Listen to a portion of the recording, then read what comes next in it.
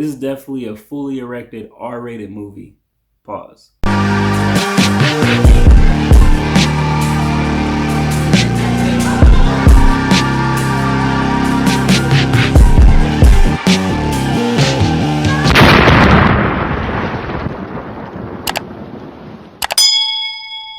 So Coffee and Kareem is the latest Netflix movie. It's about a kid named Kareem who catches his mom being plowed by her boyfriend cop named Coffee. He devises this plan to try to break them up. Things go left when he witnesses a murder happen, and now we got ourselves a movie. I didn't watch the trailer for this one, so immediately when it started, I had no idea the amount of cussing that this kid would be doing. Even though this isn't a movie I'd put on my top 10 list, they do have things that are done really well. It's packed with a lot of action, and at times it feels like they're throwing everything at you at once, hoping that something sticks. Terrence Little Gardenhigh plays Kareem, and it's crazy because he's such a bad little kid. He didn't really do much other than just cussing the entire time, so it's hard to tell if he's really good at acting. And then other times it seems like he would be better fit for a TV show versus like a full-blown movie. He has so many explicit one-liners that I had to write some down for myself, but all in all, that's pretty much all he brings. His character doesn't really have much depth, and he can be one-dimensional at times. Ed Helms is in here. He plays the cop named Coffee,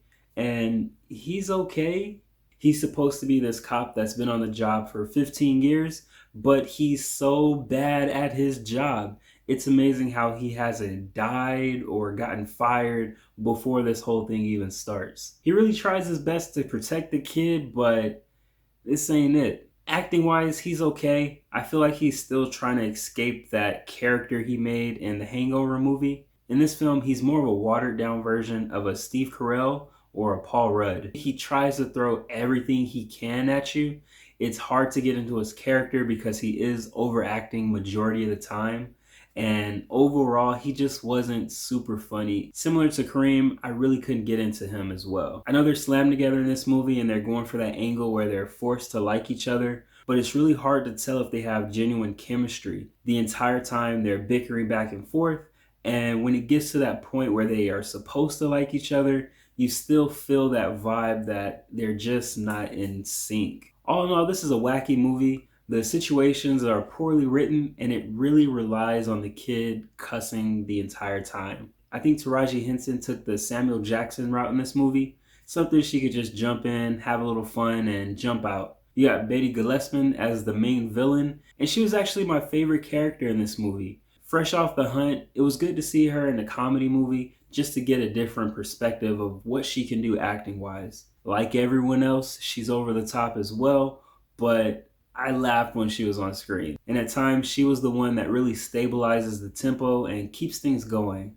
I also like Ron Lee in this movie. He's one of the henchmen. He was my second favorite character. It was a big difference to see him in this one compared to Survivor's Remorse. He seemed to be the most natural with his lines. When he needed to be wacky menacing, he was wacky menacing. When he needed to be funny, he definitely was funny as well. If you like movies like Role Models or Tropic Thunder, then I think you'd like this one. I'd say Coffee and Kareem is a good movie to catch when you can. Ironically, of all movies, Netflix really wrapped this one up well. Have you seen Coffee and Kareem? What'd you think about it? Let me know in the comments below. As always, don't forget to subscribe, hit the notification bell, and attack the comment section. Peace.